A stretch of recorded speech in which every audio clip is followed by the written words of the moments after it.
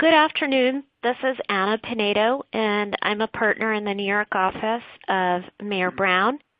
And I'm joined this afternoon by my partner, David Baxt, and we're delighted to have with us for today's Financing Alternatives for Life Sciences Companies, Steve Miletsky, Managing Director and Partner of William Blair and the Head of Healthcare ECM at William Blair, to take us through the trends that are affecting how life sciences companies, both private and public, are financing their R&D.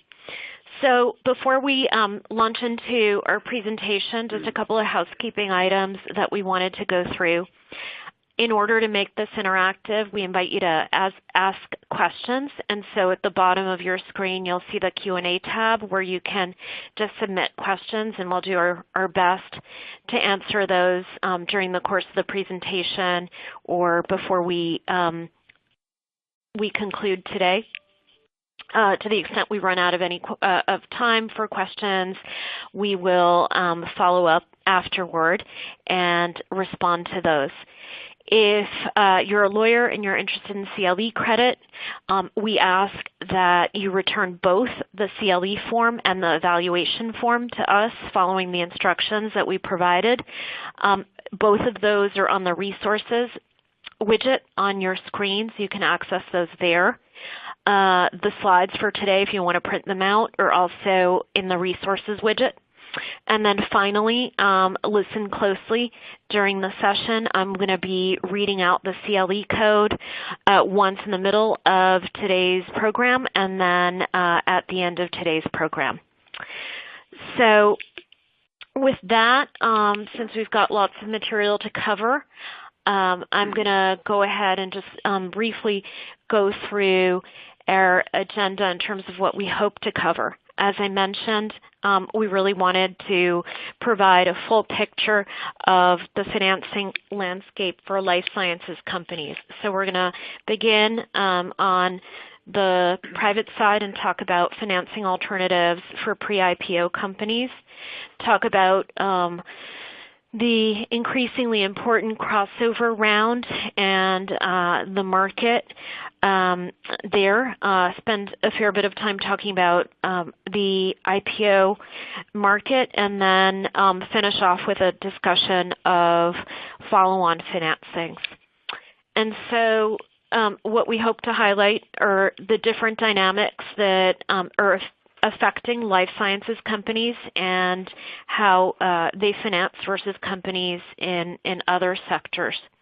And I think that becomes very evident when we talk about how pre-IPO companies, private life sciences companies, fund themselves. So I know that there have been a slew of articles that talk about how companies, particularly those in the United States, are deferring IPOs, relying increasingly on successive private placement rounds, and benefiting from more private capital sources that are available, and finding very appealing valuations in their private rounds, and no longer need effectively an IPO in order to raise significant amounts of capital. Steve, I'm sure, will give some insights on this. I think this is less true in the life sciences market. And maybe, Steve, with that, I'll turn to you and ask you to kick things off by talking about VC trends. Sure. Thank you. This is Steve Miletsky from William Blair, as Anna mentioned. And first off, thank you to Anna and Dave and the entire Mayer Brown team for having me today. So you'll see on page 6, this is a snapshot of annual VC deal activity in the U.S. And you can see this is across the entire venture landscape. Proceeds from venture deals exceeded $100 billion for the first time since 2000, at the height of the tech boom.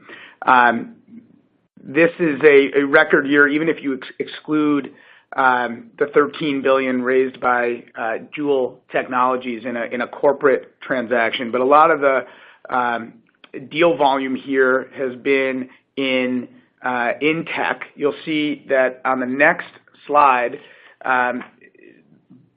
in life sciences, and we define life sciences quite broadly with biotech, medical technology, diagnostics, is really only 16% of total VC activity, but still seeing a great resurgence in the category. And we're also seeing a lot bigger deals getting done.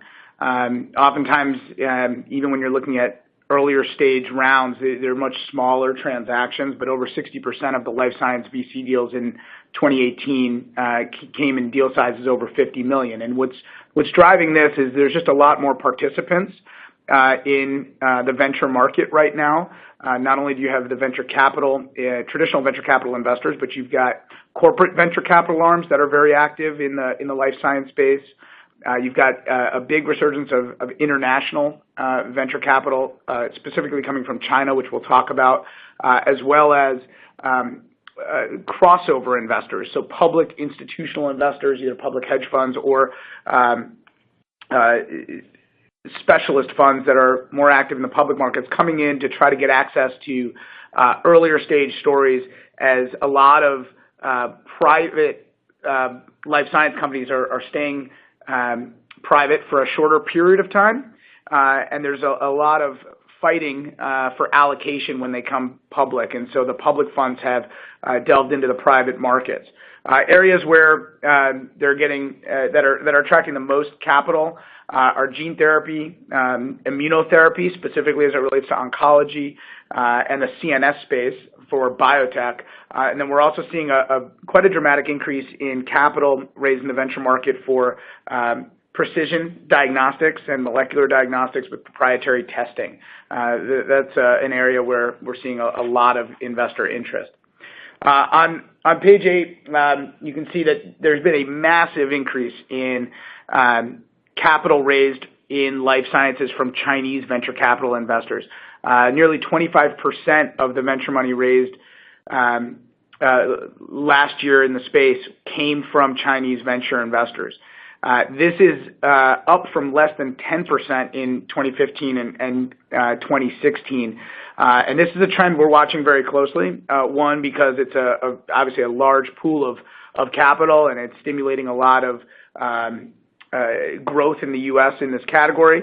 But also, as there's more dialogue around trade negotiations between the U.S. and China, there is a heightened risk that there's going to be more restrictions placed on Chinese investment in U.S. assets broadly, and that could disrupt or take capital out of the life science venture market. Next slide. Steve, do you see, before we go to the next slide, do you see the Chinese VC investors being willing to consider valuations that perhaps are a little bit more reflect a more enthusiastic, or I guess more optimistic view than perhaps their U.S. counterparts? We do. It's a little bit more special situation. It's not across the board. There are very sophisticated Chinese venture investors that have been active in the U.S. for quite some time. They are less likely to accept valuations that are, call it, off market from what U.S. VCs would accept. But there are many situations where we are seeing Chinese venture capitalists coming in and winning based on price, given that they don't have a track record, they don't have the brand recognition that some of these U.S. funds would have, and really what they're bringing is capital. So to win those leadership positions or win allocations, they are using price to their benefit. Okay. And I guess there's a positive story as well, Steve, to be told on the debt financing side. I know that we are seeing an increasing level of interest on the part of alternative lenders, and I guess we would include in that bucket of alternative lenders, in addition to the commercial banks that are willing to lend to earlier stage pre-IPO companies, an array of direct lenders hedge funds or private credit funds, and business development companies. And then sort of specialist lenders who are willing to enter into royalty-based financing arrangements.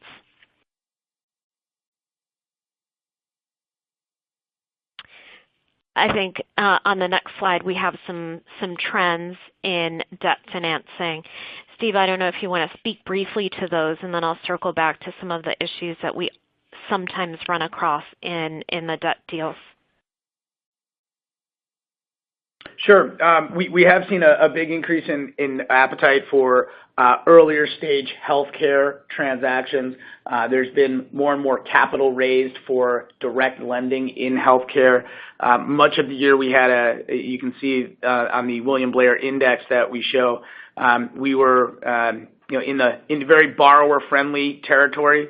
For much of 17 and 18, clearly there was a big decline in late Q3 and into Q4 last year, and that mirrored the public equity markets.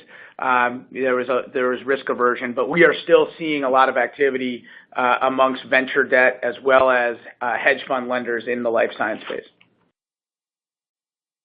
And I would just point out, that a lot of these transactions, it's difficult to make broad generalizations because some of these transactions can take very different, very customized forms, and they can vary from secured notes or notes with an equity kicker to more bank-style, commercial bank-style drawdown financing commitments, or delayed drawdown facilities where the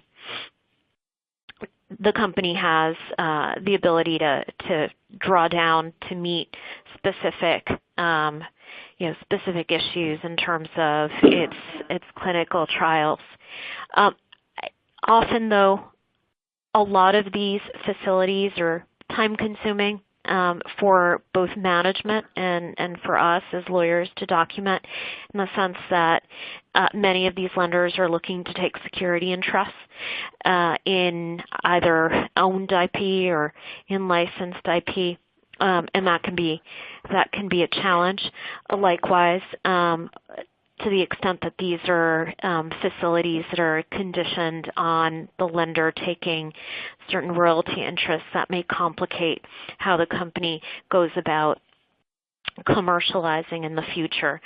So while it's good to have all of these alternatives, and I think it's definitely another source of capital for companies, it's important to sort of consider how it fits into both the overall financing strategy going forward, as well as how the company intends to finance in the future, and whether granting of any security interests is going to limit its flexibility going forward.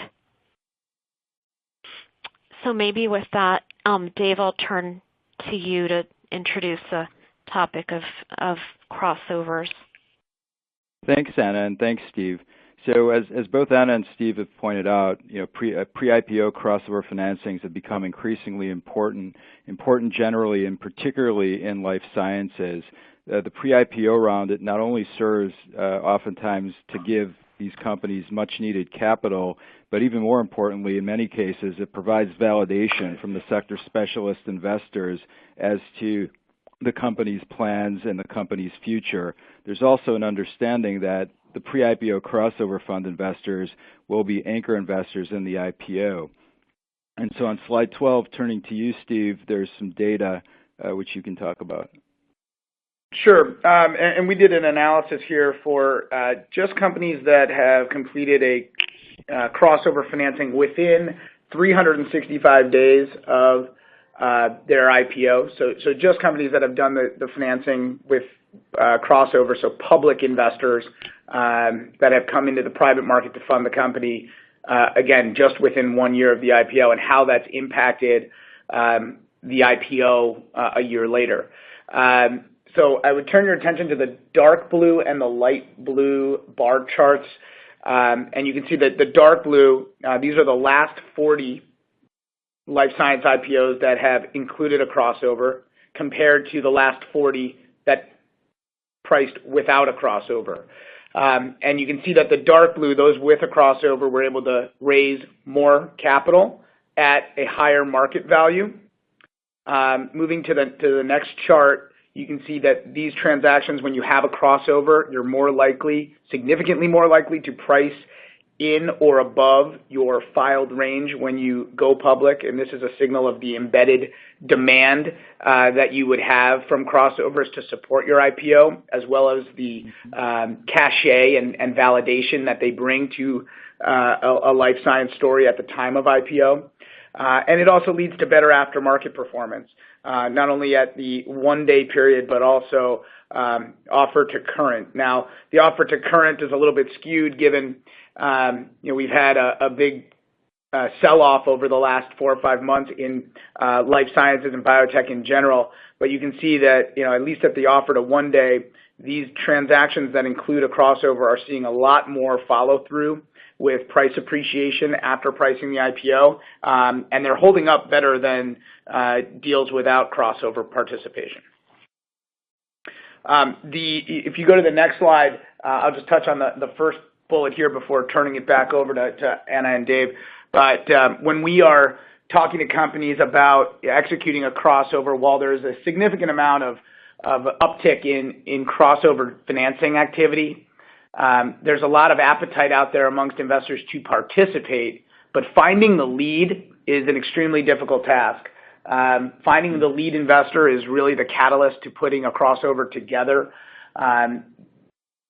With the amount of deal activity going on, a lot of these funds are looking to, quote unquote, outsource their diligence to other funds that they trust. And so getting that one or two funds to lead your deal and spend the time and get into deep diligence and then ultimately establish terms and pricing is the key to having a successful crossover financing. Yeah, that's absolutely right, Steve. And once you do, and typically these funds will have a very good idea of what kind of structure they want, and that will form part of the basis for the discussion. The things that are on slide 13 that typically come up, include what form of equity, whether it's common stock, preferred stock, or convertible preferred, which is certainly the most common.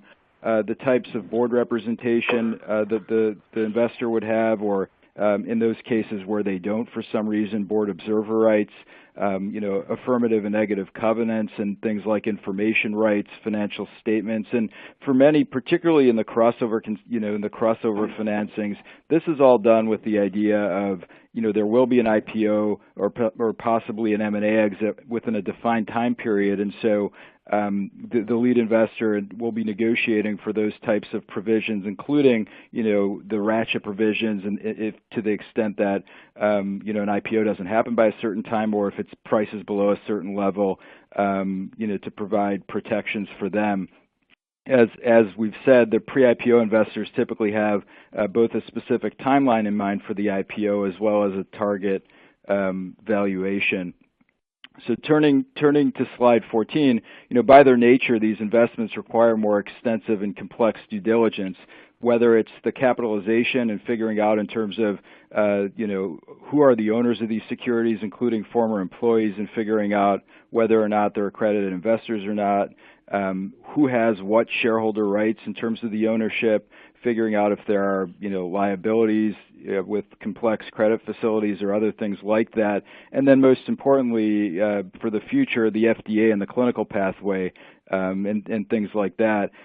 It really is, and this is a point that will come up a couple of times, important to consider that, putting together the diligence for the lead investor and for other investors who participate, especially keeping in mind that, at some point, before too long, and particularly after the IPO, as we'll talk about, ideally you wouldn't have, material non-public information in the hands of these investors, at that particular point in time. And there's certainly a need to balance that with the amount of information that you give the lead investor in the crossover and the pre-IPO round. So on slide 15, unlike the pre-IPO rounds for unicorns, just in terms of valuations, and maybe Steve, you have a view on this, there certainly isn't the sort of mania you see for the famous unicorns that we all read and know about, whether it's Uber or Airbnb and so forth. Typically in life sciences, from what we see, the crossover valuations have not been as rich, and certainly the crossover funds, do expect to see a bump from the pre-IPO round to the IPO round. But Steve, I wonder what your perspective is there. Yeah, so a lot of the ultimate step-ups have been driven by market sentiment at the time of IPO. But if you look back over the last 2 to 3 years, the step-up from crossover to the actual IPO has been about 1.4 to 1.6 times, which is a pretty sizable step-up when you're considering that most of these transactions are occurring within 1 year prior to the IPO, and many of them also are happening without meaningful clinical catalysts occurring from the time the crossover occurs to the IPO itself. Interesting. So, and that's a very good point. Where, in terms of, it's very important to understand, what milestones or what value creation events will really transpire between the pre-IPO round and the IPO, and some of that, in terms of getting off a successful IPO, as you're saying, will be determined by that, as well as just the overall market sentiment. So it's very important, as we say on the bottom of slide 15, to understand, to align, make sure the expectations are aligned between the late-stage investors in the company in terms of the IPO timing, and understanding that markets can be volatile.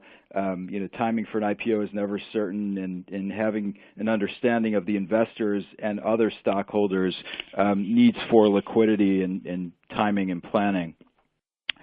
Turning to slide 16, one of the things that's really important to understand is the group of crossover investors and whether they'll participate in the IPO. Ideally, the pre-IPO investors will be the anchor orders in the IPO. Now, in the U.S., there isn't an ability to secure cornerstone investors. You really only have two options. You can either get an indication of interest from the crossover investors and disclose that in the prospectus, or you can do a concurrent private placement to the crossover investors at the IPO price, which would take place right alongside the IPO. Now, the indication of interest option, is more uncertain, and particularly if you're in a volatile market, it could create less certainty for the book. But these really are the options in the U.S. IPO market. And as we said before, one of the things to keep in mind, just from a information and disclosure perspective, is to the extent the crossover investors get confidential information during their diligence and during their pre-IPO process, making sure that ideally there is a cleansing of all the material non-public information, and if there's not, there's certainly a game plan and a compliance plan around that. For most investors, it would certainly be ideal to be cleansed of all material non-public information after the IPO, and moreover, even from a company perspective, it's pretty ideal to be able to do that in the IPO. So maybe with that, we'll turn to the IPO market. Obviously, there's a lot of pent-up interest given the very long SEC shutdown. So maybe, Steve, you can start with a recap of what we've seen, what we saw in 2018, and from there we can go on to what we anticipate for this year. Sure, not a problem. So 2018 was an outstanding year for life science IPO funding. Transaction volume, specifically in the first 3 quarters of the year, was extremely high. In addition to the total proceeds raised, we saw a major uptick in total proceeds raised, as well as deal sizes and valuations. We also saw a resurgence of the mega deal for biotech, which is unique when you have multi-billion-dollar companies coming public in early stage, development stage, and R&D companies that are not revenue generating.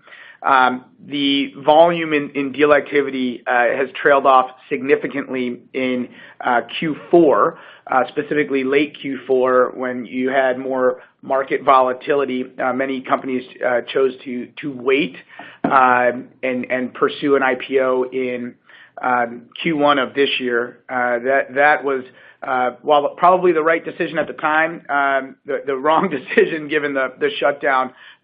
So we do have a little bit of a pent-up backlog. We had our first IPO price last night for Elector in the space. It was nearly $175 million offering, so quite a large deal for biotech. Unfortunately, it is coming under some pricing pressure today, but the market has been waiting for the SEC to reopen to be able to approve registration statements. So that you'll see here, we do have a summary of the backlog, but if you just to recap here on page 18, page 19, there were 80 life science IPOs that priced last year, over $10 billion raised. And this was all in the face of aftermarket performance that was actually quite weak. And so you are seeing a lot of longer-term investors support these deals. Specialist funds support these deals that are not necessarily looking for immediate returns. But it is surprising to see the deal activity stay so aggressive and volumes stay so high when you've got only about 40% or just under 40% of all life science IPOs trading above their offer price. And you had overall a median offer price to where the stocks are currently trading for the 2018 IPO class, negative 20%, and that compares to negative 10% in 2017. So it is interesting to see that these deals are not performing, but demand is still very much showing up for these transactions. Now, a lot of the demand, and we've talked a little bit about this, is being set up by the crossover financing prior to an IPO. And so you're seeing these deals come to market pretty consistently. I would say over 85% of life science IPOs that have come to market in the last year have included insider participation and support. And when we say insider participation, this is just from the affiliates. It's not just from the existing investors. When you include existing investors, these percentages go up materially. But the median insider participation in 2018 was about 26% of a deal or of the IPO proceeds being raised. Fairly consistent to what we saw in 2017, but it is almost required to have insider and existing investor support to get deals done. And as we've talked about, crossovers, have played a big role here, and we show about just under 50% of the deals in 2018 completed a crossover within 1 year of their IPO. That number goes up dramatically as well when you expand the purview for going back 2 or 3 years prior to the IPO, when crossover investors might have come in even earlier. So I think this trend is definitely going to continue to 2019, especially as markets have become a little bit more volatile and investor sentiment has waned. The need for insider support and crossover is going to be more of a requirement. If you look on page 20, actually, just to look at some of the deal volume in specifics here, you can see I did a little bit of a recap, but it'll show you graphically. But one thing I do want to highlight on 21, going back to demand. So not only is there a heavy amount of deal activity, but we're seeing a lot of deal activity in early stage life science companies. If you look at the pie charts on 21, you can see that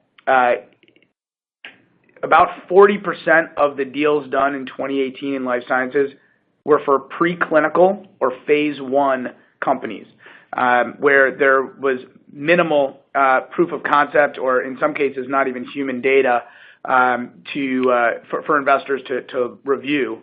And that's a big percentage of overall volume. So call it 29 deals last year were preclinical or phase 1.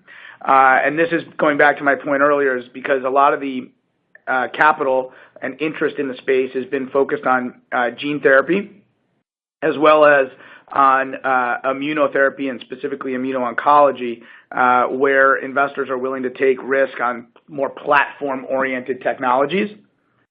and getting involved in stories much earlier than they otherwise would have. Digging in a little bit more on the insider participation on slide 23. Again, we're only talking about true insider participation as it relates to affiliates. This does not include existing investors that are not affiliates, but oftentimes you'll have crossover rounds that do include public investors that don't have inside information at the time of the IPO, that aren't on the board, that aren't required to file their positions. So we are only going off of filed commitments from affiliates. And you can see here that insider support is very common. Right now, we're seeing it about 25% of all transactions, with a slight uptick in the dollars committed as IPO sizes have grown.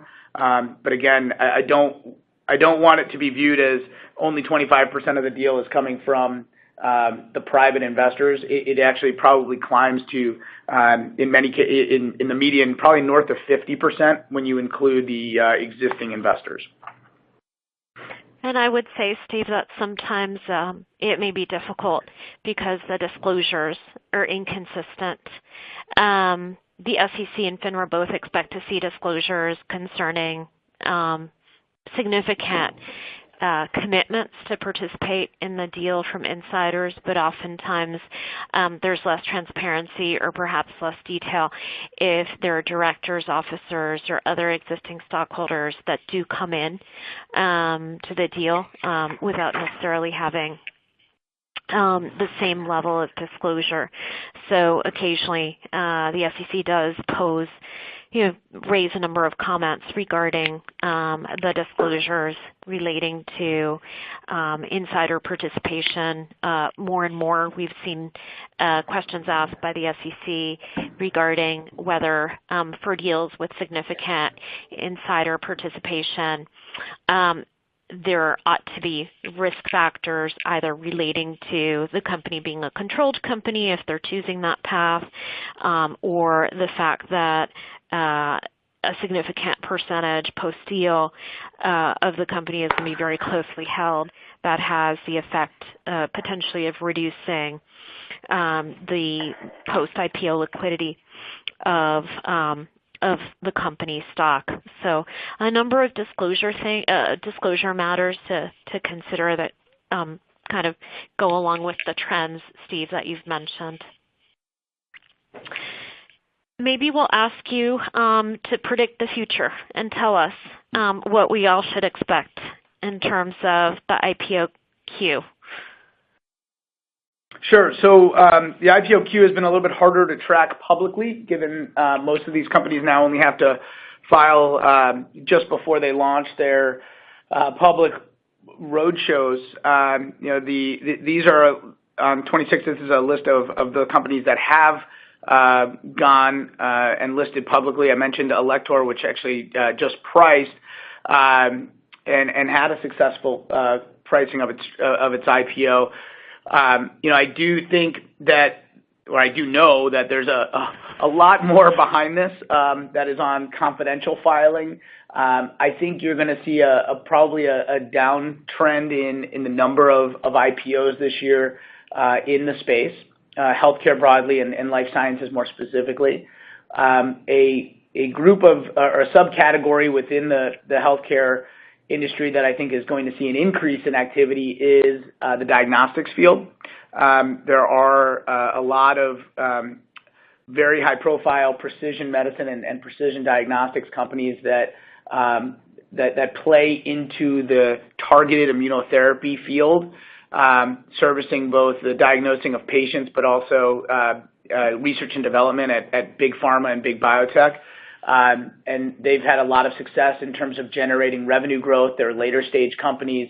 So I do think there's going to be a massive amount of investor appetite, and that's going to be a real positive. I think biotech is going to see a tougher response from the institutional investor community when coming public. And again, I think those that have done crossovers and those that have high insider support are going to need them to get their deals done in what we're seeing so far in the current market. There's just there has been a meaningful reduction in investor sentiment since we'll call it the Labor Day period, post-Labor Day period in 2018. So here we'll just take a quick pause for those of you who would like CLE credit for today's session for the live version. I'm going to read the CLE code. I'm going to repeat it right before the conclusion of today's program. And it is 02 M like Mayor, B like Brown, 07 SA. And for those of you who joined a little late, if you're interested in CLE credit, we need you to go to the Resources tab, fill out the CLE form and the evaluation form, and follow the instructions and return that to us. So that provides a little bit of a transition from the pre-IPO and IPO market, and then allows us to turn next to the environment, the fundraising environment for companies that are already public and looking at follow-on financings in life sciences. So one of the things that I've found interesting over the years is that public offerings, so SEC-registered offerings, or the way that SEC-registered offerings have been executed in recent years has become sort of more focused and more targeted and effectively less public.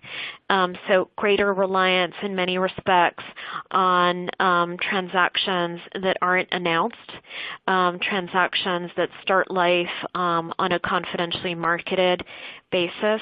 So wall-crossed or confidentially marketed offerings, CMPOs, registered directs, which oftentimes are not pre-announced. Of course, there's always the pipe transaction, but both of those methodologies, whether it's a registered direct or a CMPO, rely largely on the same marketing approach that we see for pipes. And then while it is announced, ATM transactions at the market offerings, have a lot of the same appealing dynamics in that companies can time when they issue. Investors or the public at large is not necessarily aware of when a drawdown under an ATM is going to occur. So there's some of the same interplay of companies that are skittish perhaps about unannounced financing affecting their stock price, having a little bit more confidence perhaps that these approaches to follow-on financings will be less impactful on their stock. And so, I think one of the things that goes hand in hand with that is that companies that are eligible to file a shelf really ought to file a shelf and have that shelf available. Having an effective shelf, of course, provides for greater flexibility. And I think that was brought home, for all of the doubters or the skeptics about who have resisted filing shelf registration statements or have felt that the mere filing of a shelf might send a message. I think that the SEC shutdown made it, very clear why having a shelf is really important. So, Steve, maybe you can fill in the gaps and tell us, what's been happening Sure. In the follow-on market.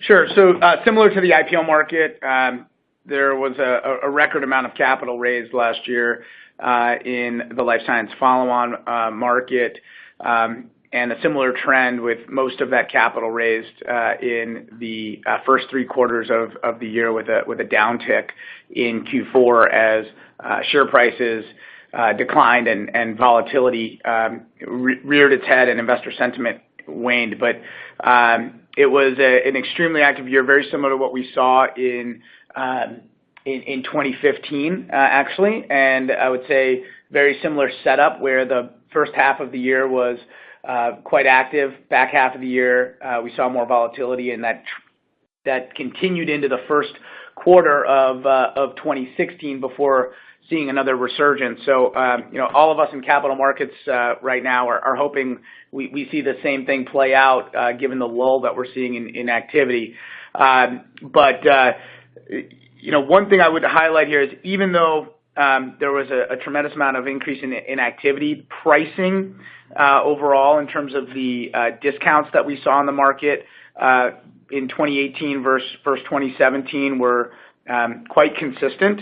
And that's actually interesting to look at given the massive uptick in not only supply of paper that came to market, but also the massive uptick in valuations that we saw. So even though stock prices had materially appreciated, investors were not demanding very wide discounts for their deals that they were participating in.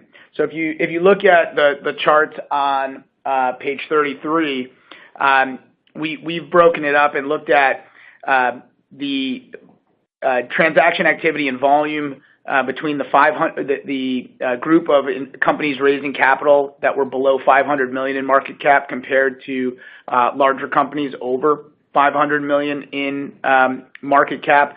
And clearly there were more deals, more proceeds across both categories. Companies were able to raise a bigger percentage of their market values as overall demand levels and more investor participants were active in life science financings last year. One of the big drivers here is that, or driving demand, is that biotech specifically has become a much bigger percentage of the Russell 2000. And so if you're an index fund or a growth fund that is benchmarked against the Russell 2000, you need to get more exposure to biotech and more biotech than you've ever had. The percentage of biotech's percent of the Russell 2000 over the last 4 years has increased by 80%.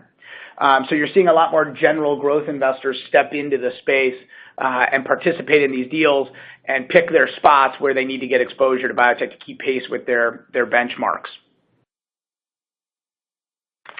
When you look at the next slide, looking at the same breakdown, and then looking at the marketing type or offering type, and then as well as the discounts that were applied to these transactions, and just playing off of what Anna was mentioning, with the broader utility of a shelf filing, confidential marketing has been a tool that's been used by the biotech space to protect against price degradation and to build demand in a space where you don't have true valuation support or trading multiples to support valuations. A lot of biotech valuation is really just sentiment. And so when a financing is announced, it can cause significant price degradation if it's not priced yet. And so we've looked at how companies of different sizes have been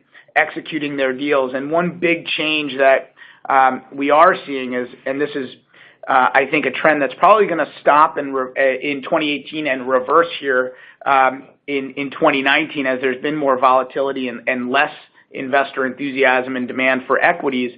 But in 2018, we saw an uptick a slight uptick in the use of fully marketed public offerings for the sub 500 million market cap. They're still predominantly using confidential marketing to get deals done. But where we saw a massive change is in these larger companies over 500 million.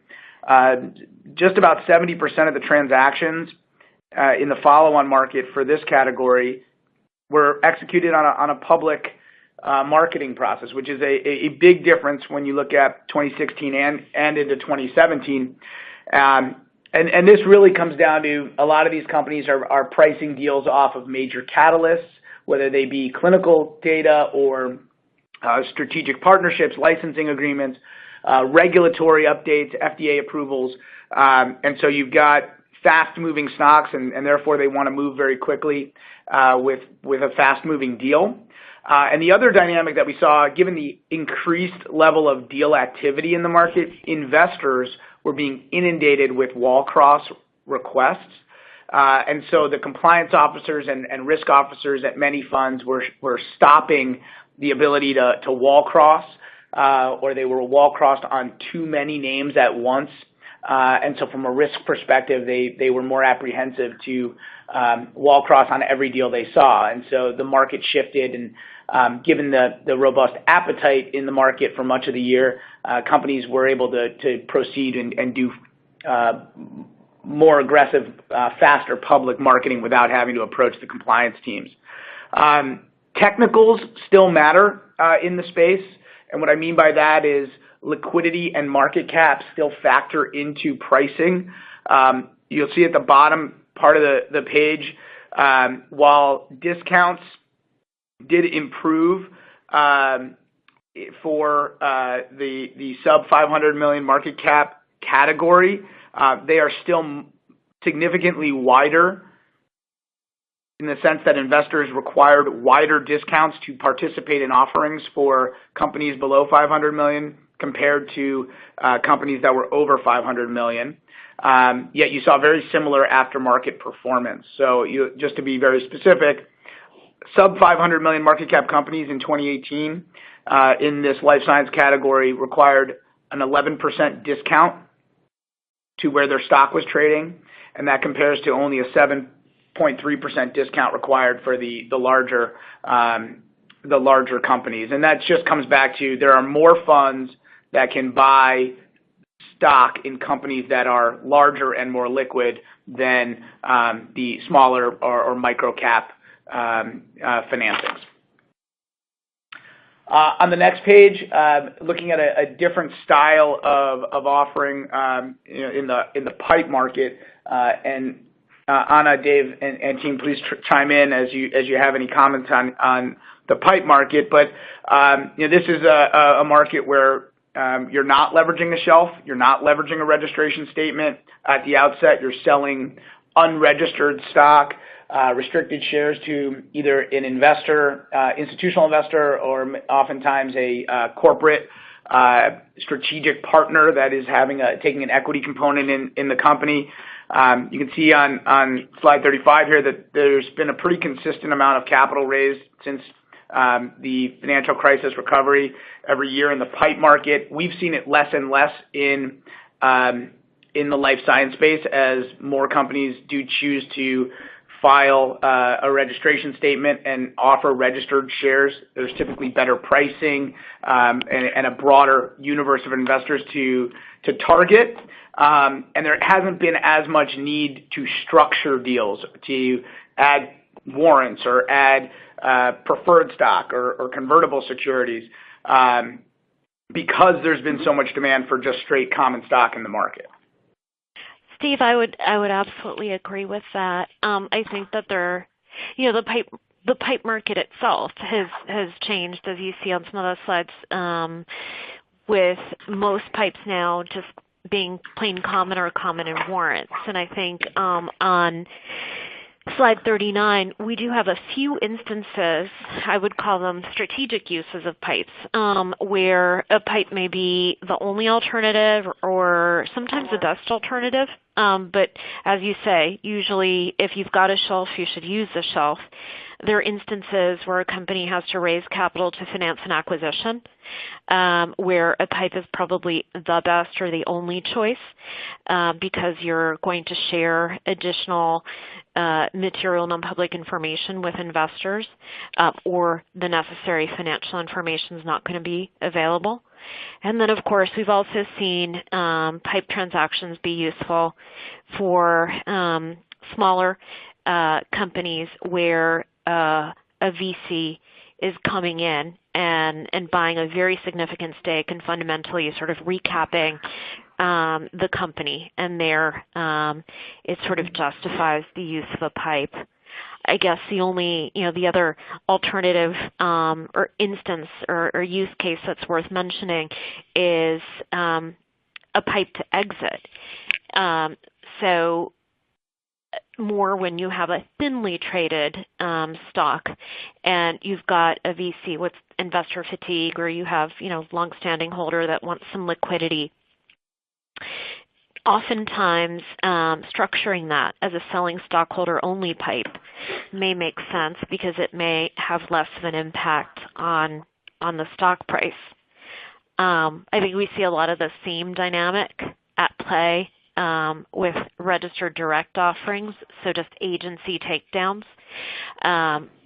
A takedown off of an existing shelf, usually when you're going to just a handful of buyers. And in the last couple of years, we've seen more use of registered directs where you have an existing stockholder that wants to take a bigger position in the company and wants to take stock in a registered direct, so receive freely tradable stock pursuant to the company's existing shelf. So there may be special reasons why a company might choose a registered direct if it has that shelf available. To Steve's point, certainly better pricing than is available in a pipe transaction, but where there's an identified buyer, maybe it doesn't merit a full confidentially marketed public offering. So I think those are some factors that certainly we think about in terms of that dynamic between registered direct, confidentially marketed public offering, and pipe. So maybe we'll skip forward to ATMs. Dave, do you want to maybe just set the stage before we? Sure. Thanks, Anna. So in an ATM, and what we've talked about before is registered directs, which are best efforts type offerings. The confidentially marketed public offering, which is a firm commitment underwriting. But here, this is really a programmatic offering where, and that's why a lot of times it's called like an equity dribble out, where the shares are dribble out to the market over time based on prevailing prices. And a lot of times these are good for both issuers and people like them because it enables people to get capital and a little bit of liquidity without doing a larger, fully underwritten or registered direct type offering.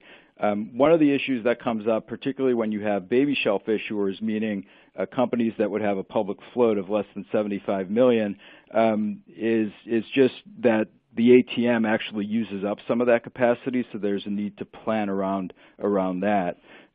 We certainly see ATMs, becoming, more prevalent in terms of the corporate financing activities of these companies. And Steve, I wonder if, in terms of just the market and how you see that, where you see that fitting in. Yeah, so if you look at the market, this is, to me, a very similar trend that we saw in shelf filing. So if you look at early 2000s, I think, Anna, you made the point that sometimes when a shelf gets filed, people used to think that, this is a financing, it's coming right away. And that's no longer the case for a shelf filing, and it's now no longer the case for an ATM. It's now quite typical for life science companies to have an ATM on file and to file it associated with their with an S3. And so you can see the growth in the overall market here. And then if you dial it down a little bit into healthcare, being the biggest driver on the next slide here with the pie chart, you can see it's broken down by industry, and healthcare very much the biggest driver, but we are seeing some growth into the tech and financial, and even into the industrials and services industries where ATMs are starting to become a little bit more a traditional approach. And they're using them for insurance policies, good corporate housekeeping. And when I say insurance policies, there's, in capital intensive businesses, it's always good to have as many options as possible for sourcing capital.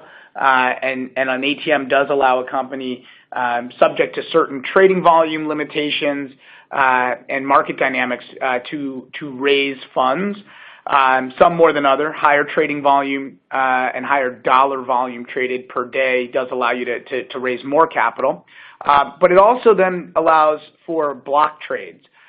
So reverse inquiries from investors where they're saying, we'd love to buy your stock, but we just can't get a position in the open market because your stock's so illiquid. You have an ATM. Can you do a direct trade with us? And what we've advised companies and what we've done for companies in the past is you give that fund, if you decide that is a smart move, you give that fund about half of what they want.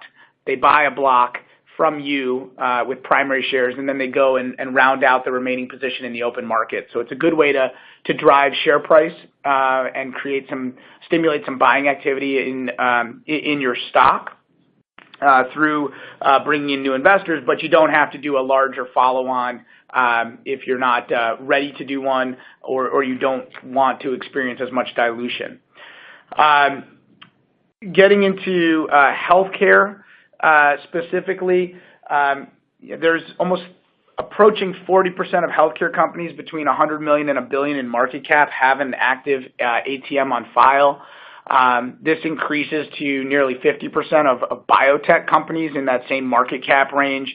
And I do expect that this will continue to climb as throughout this year, especially with more volatility in the marketplace. I think you'll see companies put more ATMs in place just, again, to prevent the downside and then use them to extend the cash runway by 1 to 4 quarters as needed if they're not able to do a traditional follow-on.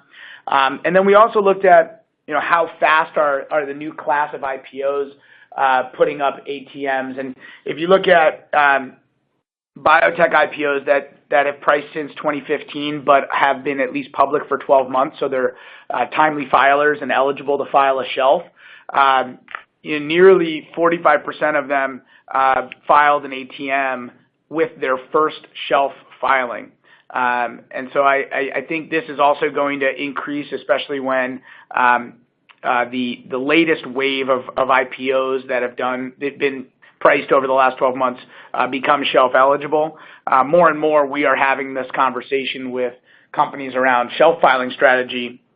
Nearly every discussion includes an ATM conversation, sizing, and whether it makes sense to put an ATM in place. And that's very different than what we had seen historically. So maybe just to complete the landscape in terms of follow-on financings, one of the changes or amendments that the SEC completed in 2018 was to amend Regulation A to now make it available to SEC reporting companies. So while we haven't seen biotech companies successfully use Reg A, there have been a handful of companies that have chosen to do a Reg A as a way of raising capital. Reg A offerings generally are very retail-oriented, small, and therefore tend not to attract institutional investors. Now, with Reg A being amended, it's conceivable that there may be a role, particularly for life sciences companies that are small cap or OTC companies and are limited in their follow-on financing, or, for example, subject to the baby shelf rules, to use a Reg A transaction as a way of doing a follow-on financing. So on the last couple of slides, just some reminders. We always think about and talk to our life sciences clients about sequencing their financings and, financing with their long-term goals in mind. So being able to use the momentum generated by announcements in order to plan out their financings. With that, I think we're out of time. So Dave and I want to, again, thank Steve and William Blair for joining us for today's session. We really appreciate it. And I also want to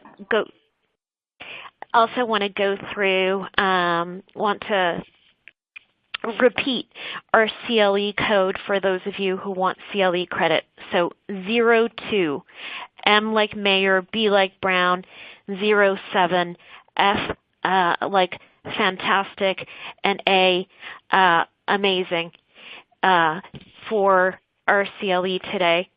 So any questions we didn't get to, we'll happily answer by email. We thank you very much for joining us. On March 7th, just a quick reminder, we have, with Ernst & Young, our next life sciences CLE presentation on SEC comment trends for life sciences companies. So thanks again for joining us. We appreciate it.